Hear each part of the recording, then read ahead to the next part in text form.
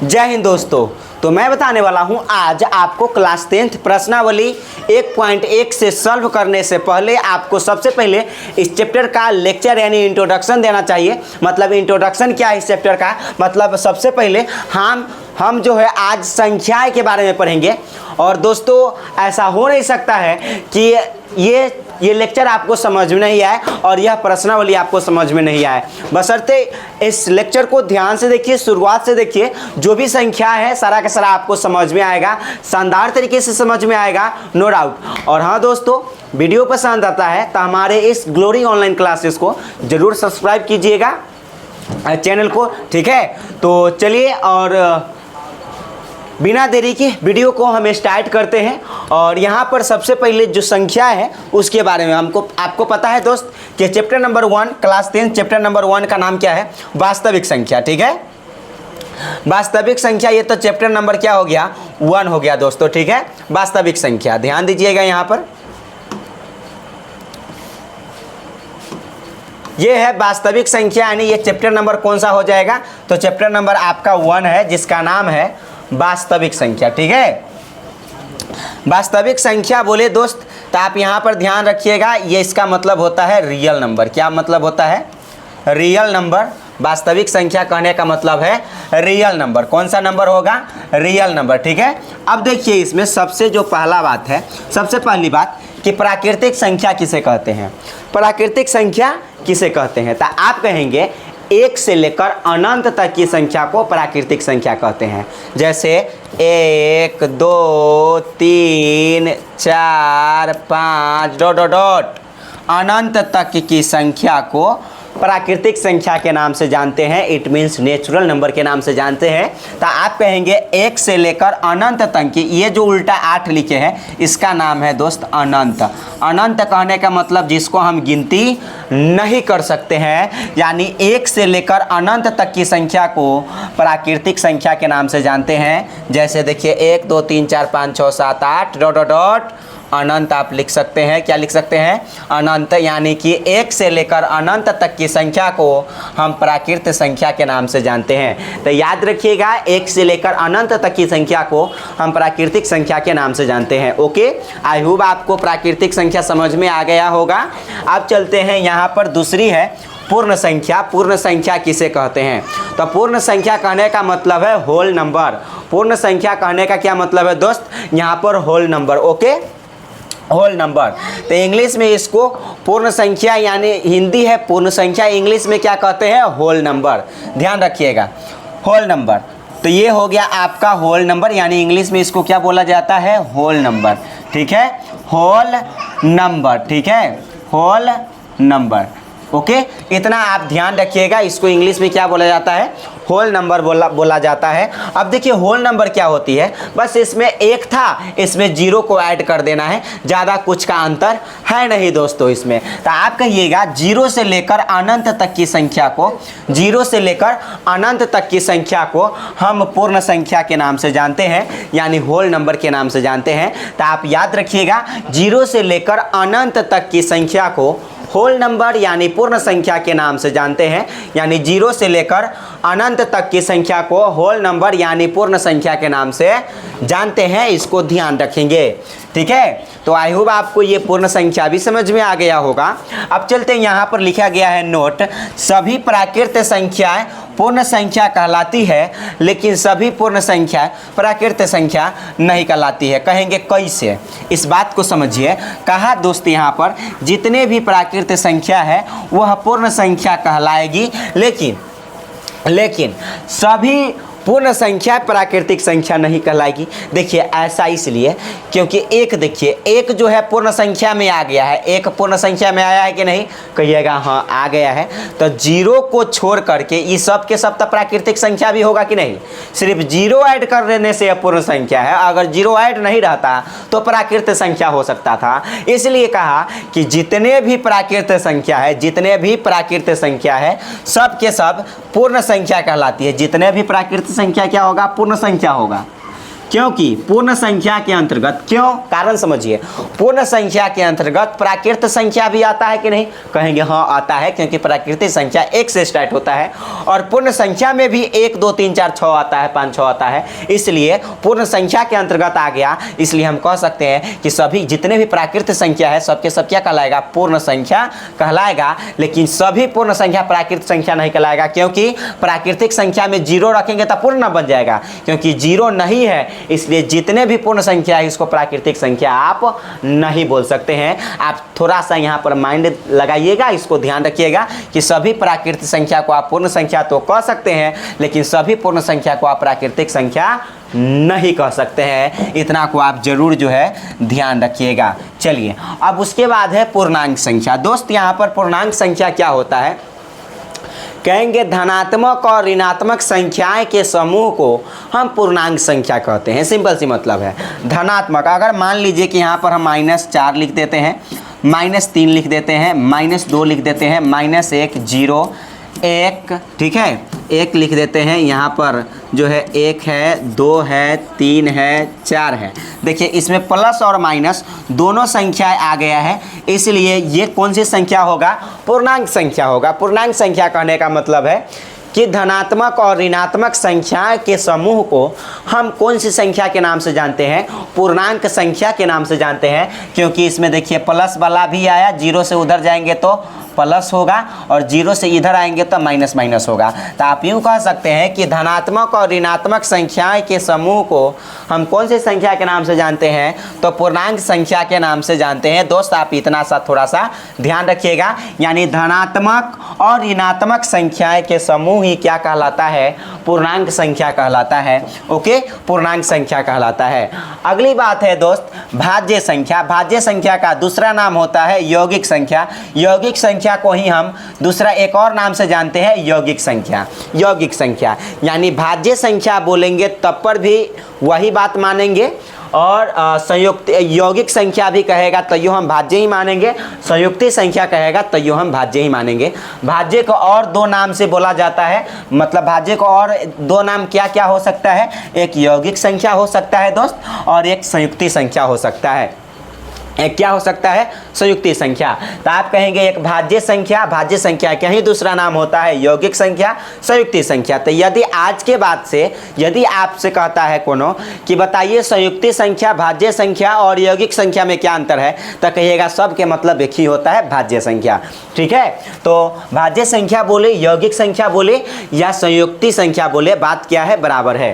तो कहेंगे भाज्य संख्या क्या होता है, तो आप कहेंगे वैसी संख्या जिसका गुणनखंड 2 से अधिक हो उसे भाज्य संख्या कहते हैं। जैसे यदि 4 की बात कर ले दोस्त, यहाँ पर ध्यान दीजिएगा, यदि हम 4 की बात करते हैं, यदि हम 4 की बात करते हैं, सबसे पहले एग्जाम्पल में यहाँ 4 ही लिखा गया है और भाज्य संख्या की बात कर रहा है। तब भाज्य संख्या हमने कहा जिसका गुणनखंड 2 से अधिक हो।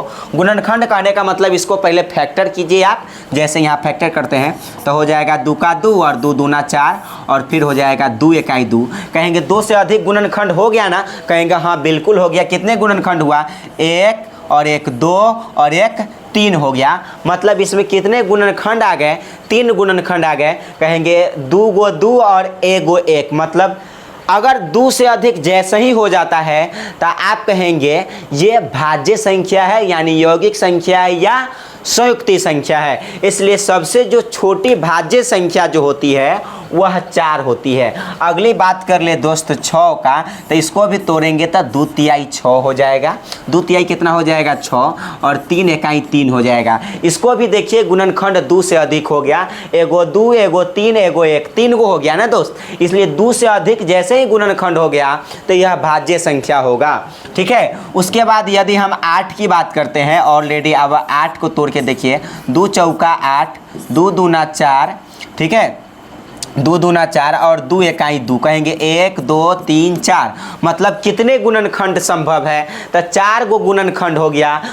3 गो 2 और 1 गो 1, मतलब 4 गो गुणनखंड हो गया। इसका मतलब 2 से अधिक हो गया। जैसे ही 2 से अधिक गुणनखंड होता है तो वह होता है भाज्य संख्या यानी यौगिक संख्या, या इसी को हम संयुक्ति संख्या के नाम से जानते हैं। इतना को आप ध्यान रखेंगे। 8 हो गया। अगर हम 9 की बात करते हैं, इसमें 9 की बात करते हैं दोस्त, तो 9 इसका भी देखिए दो से अधिक ही गुणनखंड है, कहेंगे 3 तिहाई 9 और एक मरतबे और लगा दीजिए 3 इकाई 3, मतलब 2 गो 3 एगो 1, मतलब 2 से अधिक गुणनखंड हो गया कि नहीं, कहेंगे हाँ हो गया, एगो 2 गो 3 गो। जैसे ही 2 से अधिक गुणनखंड होता है तो आप कहेंगे यानी भाज्य संख्या यानी यौगिक संख्या है।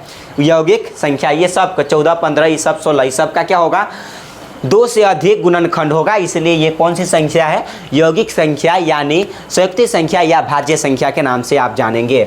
उसके बाद है 5वां नंबर है दोस्त क्या अभाज्य संख्या। ये भी आपको जानना जरूरी है कि अभाज्य संख्या क्या होता है। बस इसमें क्या था भाज्य संख्या में कि 2 से अधिक गुणनखंड था, इसमें केवल 2 गुणनखंड होगा। इसमें अभाज्य संख्या में अभाज्य संख्या का 2 और नाम होता है, रूट संख्या या तात्विक संख्या। अभाज्य संख्या का ही दूसरा नाम होता है दोस्त, एगो रूट संख्या एक तात्विक संख्या। तो रूट संख्या बोले या तात्विक संख्या बोले, बात होता है बराबर, कान इधर से पकड़े या इधर से, कान ही पकड़ाएगा दोस्त। इसलिए कहा गया अभाज्य संख्या का दूसरा नाम रूट संख्या, और रूट संख्या न रहे तो तात्विक संख्या। इसको भी 3 नाम से जाना जाता है, इसको भी 3 नाम से जाना जाता है। अभाज्य संख्या का रूट संख्या या तात्विक संख्या भी बोलते हैं दोस्त। यहाँ पर इसको क्या कहेंगे अभाज्य संख्या। अभाज्य संख्या क्या होता है तो कहेंगे वैसा संख्या जिसका गुणनखंड केवल 2 हो, केवल 2 हो। जैसे आपसे पूछे कि सबसे छोटी अभाज्य संख्या का नाम बताइए तो आप कहेंगे 2 होगा। क्यों, देखिए इसका गुणनखंड केवल 2 ही होने वाला है, तो 2 है, इसको आप फैक्टर कीजिएगा तो बहुत कीजिएगा तो 2 इकाई 2 लगाइएगा, 2 एकम 2 ही हो जाएगा। केवल 2 गुणनखंड आया, एगो 2 और एगो 1। जैसे ही केवल 2 गुणनखंड होता है तो आप समझ जाइएगा कि अभाज्य संख्या है। ठीक है, अभाज्य संख्या। अगर 3 की बात करते हैं दोस्त, 3 को भी आप एक ही मर्तबे लगा सकते हैं, बहुत करेंगे 2 मर्तबे, 3 इकाई 3, 3 इकाई 3, मतलब कितने गुणनखंड है, 2 गुणनखंड है, एक 3 और 1। इसका मतलब ये हुआ कि अगर आपके पास 2 गुणनखंड होता है, 2 गुणनखंड होता है तो आप यूँ कह सकते हैं कि ये कौन सी संख्या होगा, तो अभाज्य संख्या होगा। यानी 5 हो गया, 7 हो गया, 11 हो गया, 17 हो गया, यानी ये सब के सब इसके पास क्या कितने गुणनखंड होगा, 11 है तो आप कितना से लगाइएगा, 11 एकम 11, मतलब 2 ही गुणनखंड होने वाला है। जब भी 2 गुणनखंड होगा तो आप समझ जाइएगा कि अभाज्य संख्या है। कौन सी संख्या है, अभाज्य संख्या है। आई होप आपको अभाज्य संख्या और भाज्य संख्या भी समझ में आ गया होगा। ठीक है, तो अब चलते हैं यहाँ पर जो है अगले जो है छठा संख्या है सह अभाज्य संख्या। देखिए सह अभाज्य संख्या हम आपको पहचानना बताएंगे। अभी फिलहाल हम बोल दें आपको कि सह अभाज्य संख्या वैसी संख्या होता है जिसका HCF 1 होता है। सह अभाज्य संख्या वैसी संख्या होता है जिसका HCF कितना होता है दोस्त, तो आप कहेंगे सह अभाज्य संख्या वैसी संख्या होता है जिसका HCF यानी मौसा 1 होता है, मौसा 1 होता है। चलिए, यदि आप मौसा निकालना नहीं जानते हैं दोस्त तो आप धैर्य रखिए, हम आपको मौसा निकालना आसानी पूर्वक से सिखा देंगे। ठीक है, आसानी पूर्वक से जो है हम सिखा देंगे। फिलहाल यहाँ पर सहअभाज्य संख्या यदि आपके ऑप्शन में आता है तो आप किस प्रकार से इसको सॉल्व करेंगे देखिएगा। देखिए 15 से 41 कट रहा है क्या, कहेंगे नहीं कट रहा है। जब नहीं कटे तो आप कहेंगे ये सहअभाज्य संख्या है। वैसी 2 संख्याओं का समूह जो एक दूसरे से न कटे उसे हम सहअभाज्य संख्या कहते हैं। दूसरी भाषा में, पहली भाषा यह है जिसका HCF वैसी 2 संख्या है जिसका HCF 1 हो उसे सहअभाज्य संख्या कहते हैं। दूसरी भाषा में, मेरे भाषा में आप कह सकते हैं कि वैसी 2 संख्या है जो एक दूसरे से न कटे उसे हम सहअभाज्य संख्या कहते हैं। क्या 15 41 को काट सकता है, कहेंगे नहीं काट सकता है, नहीं काटेगा तो ये सहअभाज्य संख्या है। क्या 42 से 43 को काट सकता है, नहीं काट सकता है, इसलिए ये कौन सी संख्या होगा, सहअभाज्य संख्या होगा। ओके, क्या 84 93 को काट सकता है, कहेंगे नहीं काट सकता है, इसलिए ये कौन सी संख्या होगा, सहअभाज्य संख्या होगा। कौन सी संख्या होगा, सहअभाज्य संख्या होगा। इसको ध्यान रखिएगा। ऐसे भी देखिए 42 और भी दिमाग आप लगा सकते हैं कि ये एक दूसरे के पहरा में भी नहीं आ रहा है। देखिए 15 और 41 किसी एक के पहरा में आ रहा है, कहेंगे नहीं आ रहा है, इसलिए ये सहअभाज्य संख्या है। उसके बाद 42 और 43 मतलब एक ही पहरा में आ रहा है, कोई भी एक ऐसा पहरा है जो एक ही पहरा में आ रहा है, कहेंगे नहीं आ रहा है। जब नहीं आ रहा है तो आप कहेंगे ये कौन सी संख्या है, सहअभाज्य संख्या है। 84 और 93 एक ही पहरा में आ रहा है, कहेंगे नहीं आ रहा है, इसलिए ये कौन सी संख्या है, सह अभाज्य संख्या है। तो इस कदर से आप सह अभाज्य संख्या को आप पहचान सकते हैं, नो डाउट। उसके बाद है परिमेय संख्या। परिमेय संख्या को आप समझ लीजिए, इसका डेफिनेशन होता है, सिंपल सी मतलब है कि परिमेय संख्या क्या है, तो कहेगा कि वैसी संख्या जिसको हम p बटा q के रूप में लिख सकते हैं उसे हम परिमेय संख्या कहते हैं। वैसी संख्या जिसे p बटा q के रूप में लिख सकते हैं उसे हम परिमेय संख्या कहते हैं। जैसे रूट से बाहर जितने भी संख्या होती है उसे हम परिमेय संख्या कहते हैं। रूट से बाहर जितने भी संख्या होती है उसे हम कौन सी संख्या के नाम से जानते हैं, परिमेय संख्या के नाम से जानते हैं। जैसे रूट से बाहर है, रूट से बाहर जितने भी संख्या होगा सबको हम p बटा q के रूप में आसानी पूर्वक से लिख सकते हैं। जैसे 2/3, ये जो है ना दोस्त, यहाँ पर देखिएगा 2 और ऐसे जो लिखा हुआ है इसका मतलब है बटा। इसको आप स्टाइल वाला बटा आप समझ सकते हैं कि ये स्टाइल वाला, मतलब स्टाइल की तरह आपको बटा लिखा गया है। तो आप कहिएगा 2/3, 8/5, 4, 3, 7, यानी रूट से बाहर जितने भी संख्या होती है सब के सब परिमेय संख्या होती है, नो डाउट। ठीक है, रूट से बाहर जितने भी संख्या होती है सब के सब परिमेय संख्या होती है, उसको हम परिमेय संख्या के रूप में यानी p बटा q के रूप में लिख सकते हैं। उसके बाद है अपरिमेय संख्या। अपरिमेय संख्या क्या होता है, वैसी संख्या जिसको हम p बटा q के रूप में नहीं लिख सकते हैं उसे हम अपरिमेय संख्या कहते हैं।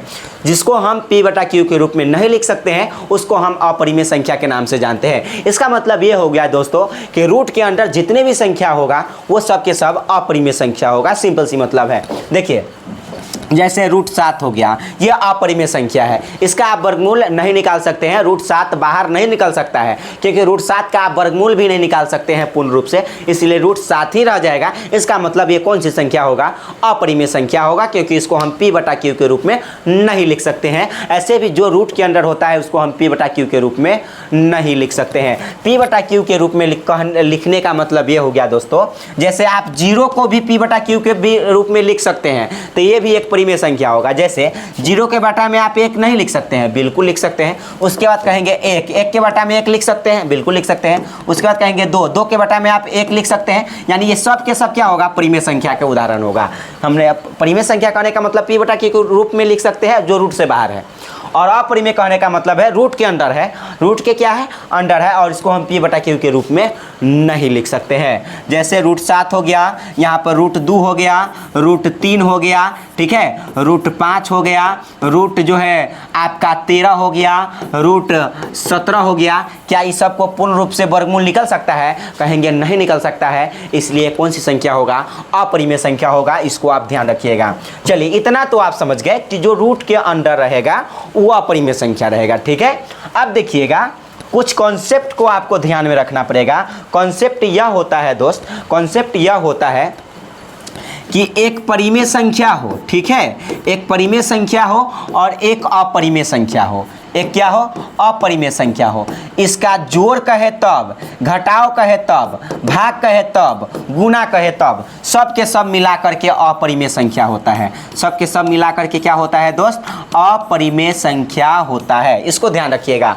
मतलब एक परिमेय संख्या एक अपरिमेय संख्या का जोड़, घटाव, गुना, भाग सब के सब क्या होता है, अपरिमेय संख्या होता है। तो आप इतना तो जरूर याद रख सकते हैं दोस्त कि एक परिमेय संख्या का जोड़, घटाव, गुना, भाग सब के सब क्या कहलाता है, अपरिमेय संख्या कहलाता है। जैसे फॉर एग्जांपल आप समझ सकते हैं यहाँ पर 2 + √3, 2 + √3। तो देखिए 2 एक परिमेय संख्या है, √3 एक अपरिमेय संख्या है। तो 2 यहाँ पर परिमेय है, √3 अपरिमेय है, और जोड़ क्या होगा, अपरिमेय होगा, ठीक है। उसके बाद है 4 - √3। तो 4 एक परिमेय संख्या है, √3 क्या है, अपरिमेय संख्या है। लेकिन घटाव हमने क्या बोला कि अपरिमेय संख्या ही कहलाएगा, तो घटाव लग गया इसलिए अपरिमेय है। ये भी अपरिमेय, ये भी अपरिमेय। अब कहा गुना, तो एक परिमेय संख्या एक अपरिमेय संख्या के यहाँ कुछ नहीं, इसका मतलब गुना छुपा हुआ है, ये भी क्या कहलाएगा, अपरिमेय संख्या होगा। जोड़, घटाव, गुना, भाग कुछ भी कर दे तो आप कहिएगा अपरिमेय संख्या होगा।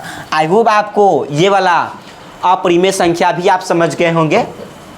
तो चलिए हम आगे चलते हैं, उसके बाद शांत और अशांत के बारे में थोड़ा सा चर्चा कर लेते हैं।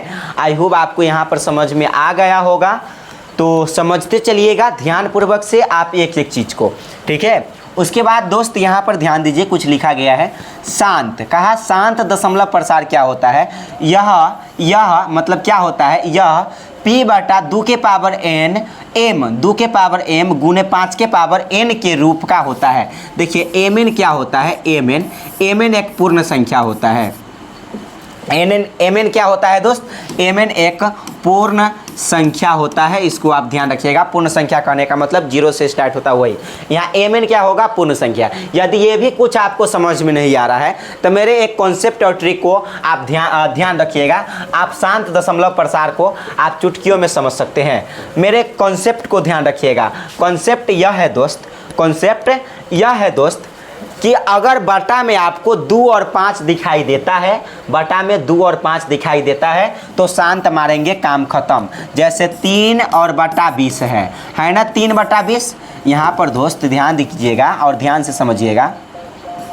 यहाँ है 3 बटा 20। क्या आप इसको लिख सकते हैं, 3 और 20 को आप फैक्टर तोड़ने आएबे करता है तो कहेंगे 2 दहाई 20 और 2 पंचे 10, यानी 2 कैगो है, 2 गो है। तो यानी आप 2 के पावर 2 लिख सकते हैं और इंटू में क्या लिख सकते हैं, तो इंटू में आप लिख सकते हैं 5। इंटू में क्या लिख सकते हैं, 5। देखिए अब क्या हुआ दोस्तों, यहाँ पर देखिए बटा में 2 और 5 आया। पावर देखिए 2 के पावर कुछ भी आ जाए उससे कोई मतलब नहीं है। 2 के पावर और 5 के पावर कुछ भी आ जाए उससे कोई मतलब नहीं है। लेकिन गुना के रूप में अगर बटा में 2 और 5 आ जाए तो कहेंगे शांत होगा। अगर बटा में केवल 2 आएगा तो यो शांत होगा, अगर बटा में केवल 5 आएगा तो यो शांत होगा। अगर बटा में दोस्त 2 गुने 5 आएगा तो यो शांत होगा। मतलब तीनों कंडीशन में शांत होगा। तो कहेंगे बटा में 2 आएगा तो यो शांत होगा, बटा में 5 आएगा अकेला तो यो शांत होगा, और बटा में 2 और 5 आएगा तो यो शांत होगा। मतलब 2 और 5 के अलावा कुछ भी आता है बटा में तो आप कहेंगे अशांत होगा। आप सबको यहाँ पर चेक कर सकते हैं, सबके सब शांत है। देखिएगा कैसे, किस प्रकार से है देखिएगा। और हाँ, एक शर्त है दोस्त कि इसको चेक करते वक्त ऊपर नीचे दोनों को चेक करना होता है। तो कहेंगे यहाँ पर है 7 और बटा में है 8, 7 बटा 8। क्या आप इसको 7 को और अधिक तोड़ सकते हैं, कहेंगे नहीं, अब अधिक नहीं तोड़ा जा सकता है, 7 अकेले रहा। 8 को आप तोड़ सकते हैं तो कहेंगे 2 चौका कितना हो जाएगा, 8, और 2 दूना कितना हो जाएगा, 4। 2 चौका 8, 2 दूना 4। तो कहेंगे 2 का एगो है 1 2 3, यानी 2 के पावर आप 3 लिख सकते हैं। केवल 2 भी आया तो कह सकते हैं शांत है। हमने अभी बोला केवल 2 आएगा तो यो शांत, केवल 5 आएगा तो यो शांत, 2 और 5 गुना के रूप में आएगा तो यो शांत। चलिए, और उसके बाद है 6 बटा 25, 6 बटा 25। इसको 6 को तोड़िएगा तो 2 तिहाई 6 हो जाएगा। बात यही है, 2 तिहाई कितना कर सकते हैं, 6। उसके बाद यहाँ पर आप 5 25 है तो 25 को आप तोड़िए तो क्या करेंगे, फैक्टर करेंगे, 5 से लगाएंगे तो 5 पंचे कितना हो जाएगा, 25। मतलब 5 के पावर कितना हो जाएगा, 2। यानी इसको आप आराम से 5 के पावर क्या लिख सकते हैं दोस्त, 2। और केवल बटा में यदि 5 आता है तो यो क्या होगा, शांत होगा। तो केवल 5 आया है, पावर में कुछ भी हो लेकिन बटा में तो 5 आया है, इसलिए क्या होगा, शांत होगा। सिंपल सी मतलब है। 41 बटा 20, 41 है और बटा में 20 है। 41 है और बटा में क्या है दोस्त, तो यहाँ पर कहिएगा 20 है। 41 और बटा में क्या है, 20 है। ठीक है, 41 और बटा में 20 है। 41 को और अधिक आप नहीं तोड़ सकते हैं, रहने दीजिए। 20 को आप तोड़िएगा तो फैक्टर कीजिएगा तो 2 दहाई 20 और 2 पंचे 10 हो जाएगा। तो कहेंगे 2 का एगो है 2 गो, तो यानी 2 के पावर आप 2 लिख सकते हैं गुने 5 का एगो है 1 गो, तो आप रहने दीजिए अकेले। तो 2 और 5 आ गया बटा में, इसका मतलब क्या होगा, शांत होगा। इसलिए सबके सब क्या है दोस्त, शांत है। ध्यान रखिएगा इस बात को।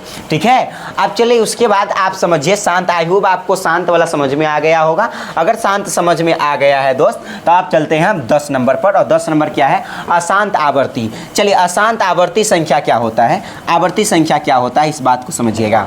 अशांत आवर्ती संख्या कहने का मतलब है दोस्त आवर्ती। अशांत आवर्ती मतलब अशांत तो होगा लेकिन आवर्ती मतलब दशमलव के बाद बार बार बार बार आएगा, गिनती ही नहीं है। मतलब दशमलव के बाद आवर्ती, आवर्ती मतलब दशमलव के बाद आता है, तो कहेंगे अशांत आवर्ती। मतलब अशांत, जो अशांत संख्या है, अशांत दशमलव 2 तरह का होते हैं, एगो अशांत आवर्ती और एगो अशांत अनावर्ती। आवर्ती कहने का मतलब दशमलव के बाद बार बार आए तो उसको हम आवर्ती, अशांत आवर्ती कहते हैं। अगर दशमलव के बाद बार बार नहीं आता है तो उसे हम अशांत अनावर्ती कहते हैं। जैसे अशांत आवर्ती मतलब दशमलव के बाद बार बार आएगा, दशमलव के बाद, तो कहेंगे 1.333 डॉट डॉट डॉट, यानी देखिए 3, 1.3 है, इस पर आप रेकरिंग लगा दीजिए। इस पर आप क्या लगा दीजिए, रेकरिंग। इसका मतलब दशमलव के बाद 3 3 लगातार आ रहा है, इसलिए ये आवर्ती संख्या होगा, अशांत आवर्ती। अशांत तो है लेकिन कैसा है, आवर्ती है। अशांत तो है, रुक नहीं रहा है, लेकिन आवर्ती है क्योंकि बार बार आ रहा है। और उसके बाद है 8.7, 8.7, 7 पर आप रेकरिंग लगा दीजिए। रेकरिंग करने का मतलब बार बार आ रहा है। रेकरिंग क्यों लगाया जाता है, रेकरिंग ये जो ऊपर से इस प्रकार से दे दिए, इसको हम रेकरिंग बोलते हैं, या इसको हम बार भी बोलते हैं। बार बोले तब या रेकरिंग, ज़्यादा बेटर हो कि आप रेकरिंग बोले, ज़्यादा बेटर हो कि आप क्या बोले दोस्त, तो आप रेकरिंग बोले। तो आप कहिएगा 3 पर रेकरिंग कहने का मतलब 3 बार बार आ रहा है, 7 पर रेकरिंग करने का मतलब 7 बार बार आ रहा है। और जब बार बार ऐसी अशांत आवर्ती संख्या को हम परिमेय संख्या के नाम से जानते हैं। अशांत आवर्ती संख्या को हम परिमेय संख्या के नाम से जानते हैं। जैसे 2.222 ये कैसी संख्या होगा, तो कहेंगे परिमेय संख्या होगा। अगर दशमलव के बाद बार बार रिपीट हो रहा है तो वो परिमेय संख्या कहलाता है। सिंपल सी मतलब है। उसके बाद है, आई होप आपको अशांत आवर्ती संख्या समझ में आ गया होगा। अनावर्ती कहने का मतलब है कि दशमलव के बाद वो बार बार नहीं आएगा। दशमलव के बाद क्या वो बार बार आएगा, तो कहेंगे दशमलव के बाद वो बार बार नहीं आएगा दोस्तों। तो इस बात को ध्यान रखेंगे कि दशमलव के बाद ये बार बार नहीं आने वाला है।